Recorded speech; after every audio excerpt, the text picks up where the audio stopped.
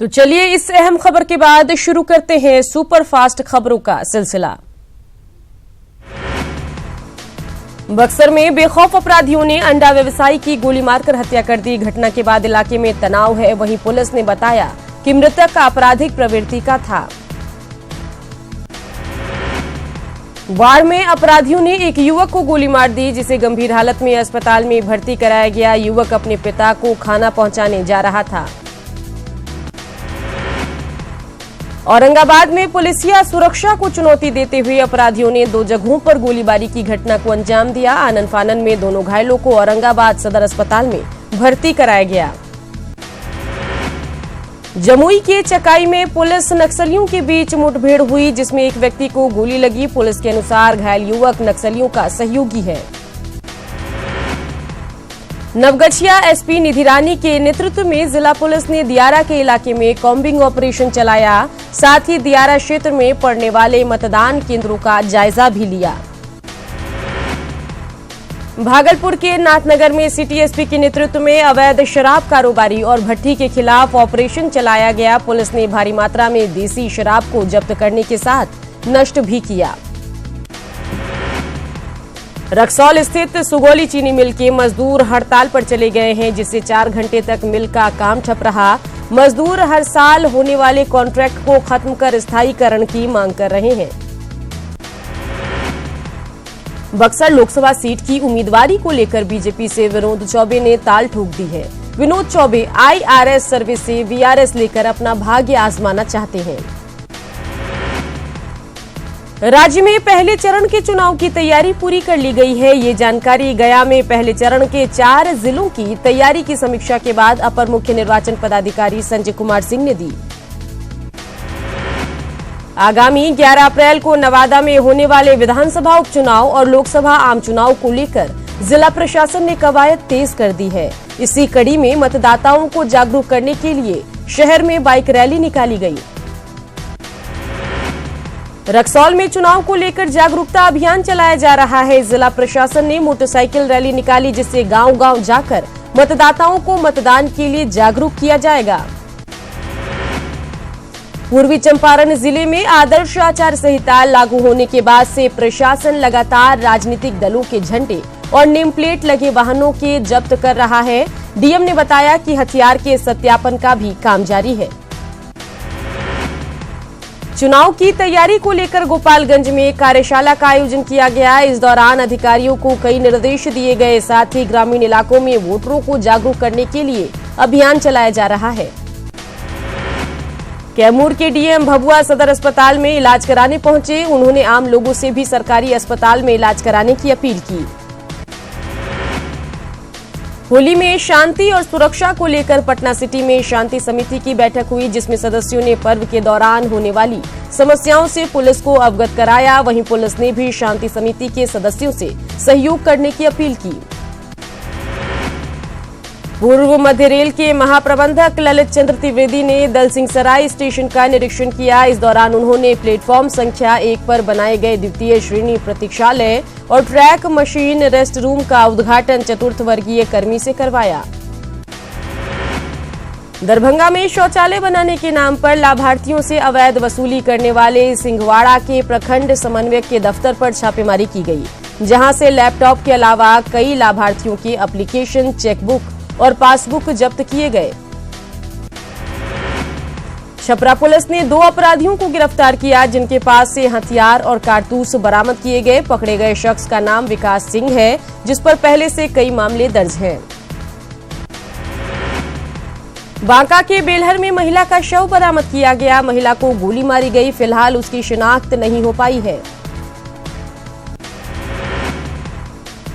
बांका के कटोरिया में बाइक सवार अपराधियों ने एक शख्स से 1,93,000 रुपए लूट लिए। पीड़ित पवन यादव बैंक में रुपए जमा कराने जा रहा था।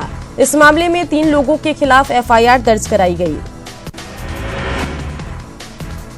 नवगछिया में बदमाशों ने महिला से 28,000 रुपए छीन लिए। महिला बैंक से पैसे निकालकर घर लौट रही थी। इसी दौरान बाइक सवार अपराधियों ने वारदात को अंजाम दिया। सिवान के चैनपुर में लोगों ने 2 चोरों की जमकर पिटाई की। दोनों को चैनपुर बाजार की एक दुकान में चोरी करते रंगे हाथों पकड़ा गया। पिटाई के बाद दोनों को पुलिस के हवाले कर दिया गया। बांका पुलिस ने धौरैया से 145 कार्टन विदेशी शराब जब्त की है, जिसकी कीमत करीब 6 लाख रुपए बताई जा रही है। शराब गोड्डा से लाई जा रही थी और इसकी सप्लाई भागलपुर में की जानी थी। लाख कोशिशों के बावजूद पटना यूनिवर्सिटी में मारपीट और हंगामा नहीं रुक रहा है। पटना कॉलेज के मिंटो और नदवी हॉस्टल के बीच एक बार फिर मारपीट और बमबाजी हुई। बवाल होता देख कई छात्र हॉस्टल छोड़कर भाग खड़े हुए। पटना आई बॉलीवुड अदाकारा विद्या बालन से जब पूछा गया कि क्या वो भोजपुरी फिल्मों में काम करेंगी, तो विद्या बालन ने हामी भरी और तुरंत ही कुछ भोजपुरी सिखाने को कहा। पटना पहुंची अभिनेत्री विद्या बालन ने लोकसभा चुनाव में सबसे वोट देने की अपील की। विद्या ने कहा कि 18 साल के बाद हर किसी को वोट देना चाहिए। चारा घोटाला मामले में लालू प्रसाद यादव की जमानत याचिका पर सुप्रीम कोर्ट ने सीबीआई को नोटिस जारी कर जवाब मांगा। सीबीआई को 2 हफ्ते में जवाब देने को कहा गया। दरअसल लालू यादव ने मेडिकल ग्राउंड पर 3 मामलों में जमानत मांगी है। लालू की तरफ से कहा गया कि वह एक मामले में 22 महीने, दूसरे मामले में 13 महीने और एक मामले में 21 महीने की सजा काट चुके हैं। हेमंत सोरेन के कंकड़ पत्थर वाले बयान का जेवीएम सुप्रीमो बाबूलाल मरांडी ने बचाव किया है। मरांडी ने कहा कि हेमंत के बयान का गलत मतलब निकाला गया। उनके बयान का संदर्भ महागठबंधन की सरकार को बनाने को लेकर था। हजारीबाग में लोकसभा चुनाव की तैयारियों को लेकर जिला प्रशासन के अधिकारियों ने बैठक की। बैठक में शांतिपूर्ण और निष्पक्ष चुनाव कराने के निर्देश दिए गए। हजारीबाग में आचार संहिता का लगातार उल्लंघन हो रहा है। अभी भी सरकारी पोल, कार्यालय और सरकारी स्थल पर राजनीतिक पार्टी के बैनर और पोस्टर लगे हुए हैं। लोहरदगा में लोकसभा चुनाव की तैयारियों को लेकर डीसी आकांक्षा रंजन ने समीक्षा बैठक की। साथ ही वोटरों से मतदान करने की अपील की। पाकुड़ के महेशपुर पहाड़ पर खरगोश पकड़ने गए एक ग्रामीण पर तेंदुए ने हमला कर दिया, जिससे वो जख्मी हो गया। वहीं ग्रामीणों ने वन विभाग को पहाड़ पर शेर होने की बात कही। पहाड़ पर काफी खोजबीन के बाद वन विभाग ने आश्वस्त किया कि ये पहाड़ शेरों के रहने लायक जगह नहीं है। ग्रामीणों से जंगल में आग नहीं लगाने की भी अपील की गई। खूंटी में 8 किलो अफीम के साथ 3 तस्करों को गिरफ्तार किया गया। बोलेरो से पुलिस ने 6 प्लास्टिक बैग से 8 किलो अफीम बरामद की। रांची के ओरमांझी थाना क्षेत्र से पुलिस ने एक अफीम तस्कर को गिरफ्तार किया, जो पैर में एंकलेट बांधकर अफीम की तस्करी करता था। पुलिस ने उसके पास से 1 किलो अफीम और 70,000 रुपए बरामद किए। जमशेदपुर की जुगसलाई पुलिस ने एटीएम कार्ड बदलकर फर्जीवाड़ा करने वाले एक शख्स को गिरफ्तार किया। गिरफ्तार अपराधी ने पिछले दिनों एक महिला का एटीएम कार्ड बदलकर 18,000 रुपए की निकासी कर ली थी।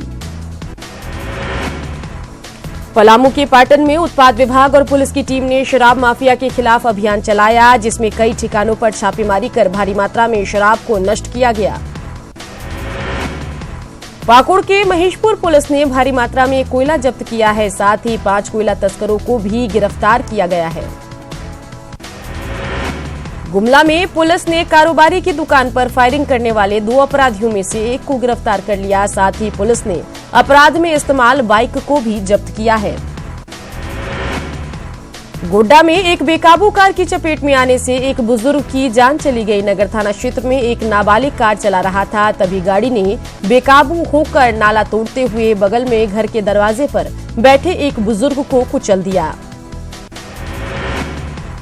पलामू के छतरपुर थाना क्षेत्र में एक सनकी प्रेमी ने विवाहित प्रेमिका की हत्या कर दी और साक्ष्य छुपाने के लिए शव को डैम में डाल दिया। पुलिस ने इस मामले में आरोपी को गिरफ्तार कर शव बरामद कर लिया। गढ़वा के नगर उंचारी में बिजली विभाग की टीम ने बिजली चोरों के खिलाफ अभियान चलाया, जिसमें 11 लोगों के खिलाफ नामजद प्राथमिकी दर्ज की गई। 6 बागी विधायकों के मामले में झारखंड हाईकोर्ट में अब 25 मार्च को सुनवाई होगी। 20 फरवरी को विधानसभा अध्यक्ष ने 6 बागी विधायकों के बीजेपी में विलय को सही बताया था। चारा घोटाला मामले में झारखंड के पूर्व मुख्य सचिव सजल चक्रवर्ती को झारखंड हाईकोर्ट से झटका लगा है। कोर्ट ने दोनों पक्षों को सुनने के बाद सजल चक्रवर्ती की जमानत याचिका खारिज कर दी है। गोड्डा के पत्थरगामा में 2 युवकों ने मानवता की मिसाल पेश की है। सड़क हादसे में घायल बाइक सवार सड़क पर तड़प रहा था, जिसे दोनों युवकों ने अस्पताल पहुंचाया, जिससे उसकी जान बचाई जा सकी। गोड्डा के मेहरमा प्रखंड में 2 नाबालिगों की शादी होते होते रह गई। डीसी के निर्देश पर बीडीओ मौके पर पहुंचे और घंटों काउंसलिंग के बाद इन नाबालिगों की शादी को रुकवाया। बीडीओ ने लोगों से भी जागरूक होने की अपील की। 29 मार्च को रांची विश्वविद्यालय में दीक्षांत समारोह के आयोजन को लेकर विश्वविद्यालय में सिंडिकेट की बैठक हुई। इस दौरान दीक्षांत समारोह के लिए बजट पास किया गया। गढ़वा के बालिका मध्य विद्यालय मैदान में राष्ट्रीय सद्भावना सह मतदाता जागरूकता फुटबॉल प्रतियोगिता का फाइनल मैच खेला गया, जिसमें केरल की टीम ने छत्तीसगढ़ को 4-2 से हराकर ट्रॉफी पर कब्जा कर लिया। झारखंड हाईकोर्ट में होली मिलन समारोह आयोजित किया गया, जिसमें मुख्य न्यायाधीश समेत सभी जज और वकील शामिल हुए। इस मौके पर सभी ने जमकर रंग गुलाल उड़ाए और एक दूसरे को होली की शुभकामनाएं दी। आज बीजेपी केंद्रीय चुनाव समिति की बैठक है, जिसमें लोकसभा चुनाव के उम्मीदवारों की पहली लिस्ट आ सकती है। बिहार, झारखंड, यूपी समेत दूसरे राज्यों की कई सीटों पर फैसला हो सकता है। वहीं सूत्रों के हवाले से खबर है कि जिन सांसदों का रिपोर्ट कार्ड अच्छा नहीं है, उनका टिकट कट सकता है और ऐसे में करीब 25% सांसदों का टिकट कटने की संभावना है। लोकसभा चुनाव को लेकर बीएसपी ने उम्मीदवारों का नाम फाइनल कर लिया है। आज बीएसपी उम्मीदवारों की लिस्ट आ सकती है। कांग्रेस ने लोकसभा चुनाव के लिए उम्मीदवारों की तीसरी लिस्ट जारी कर दी है। तीसरी लिस्ट में 18 उम्मीदवारों के नाम हैं। बाराबंकी से पीएल पुनिया के बेटे तनुज पुनिया चुनाव लड़ेंगे। कांग्रेस की तीसरी लिस्ट में मेघालय से मुकुल संगमा समेत 2 को टिकट, असम से सुष्मिता देव और गौरव गोगोई समेत 5 उम्मीदवारों के नाम शामिल हैं। सुष्मिता देव सिलचर से चुनाव लड़ेंगी। न्यूज 18 के सबसे बड़े इंटरव्यू में गृहमंत्री राजनाथ सिंह ने बड़ा खुलासा किया। गृहमंत्री ने कहा, पिछले 5 साल में सेना ने 2 नहीं 3 स्ट्राइक की। तीसरे स्ट्राइक के बारे में बताने से गृहमंत्री ने इनकार किया। लोकसभा चुनाव को लेकर गृहमंत्री राजनाथ सिंह के आवास पर बैठक हुई। बैठक में यूपी प्रभारी जेपी नड्डा और यूपी बीजेपी अध्यक्ष महेंद्र नाथ पांडे मौजूद रहे। बैठक में टिकटों को लेकर चर्चा हुई। शिवपाल यादव ने कांग्रेस से गठबंधन की अटकलों पर विराम लगा दिया। उन्होंने कहा कि कांग्रेस ने सिर्फ लटकाने का काम किया। समाजवादी पार्टी ने अपने 4 उम्मीदवारों की लिस्ट जारी की। लिस्ट में संभल से शफीकुर रहमान को प्रत्याशी बनाया गया। मुलायम सिंह यादव ने अपर्णा यादव को टिकट देने की मांग की थी।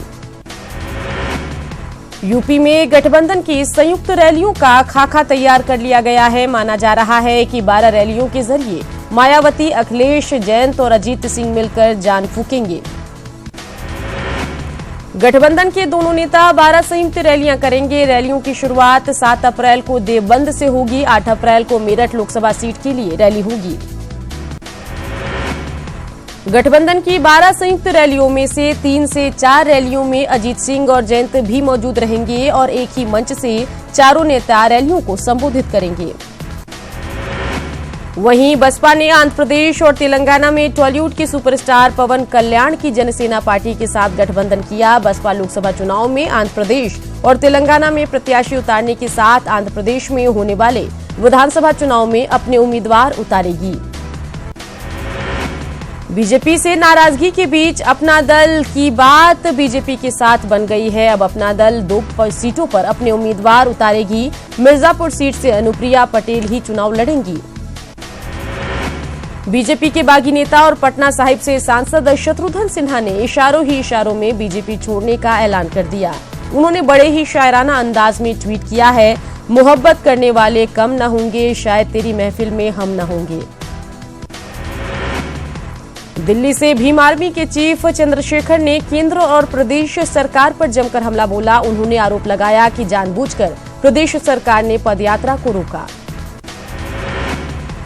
बसपा के संस्थापक कांशीराम की जयंती के अवसर पर बीएसपी अध्यक्ष मायावती ने लखनऊ में उनकी प्रतिमा पर माल्यार्पण किया। इस मौके पर मायावती ने कहा कि समता मूलक समाज के लिए कांशीराम ने अपना अहम योगदान दिया।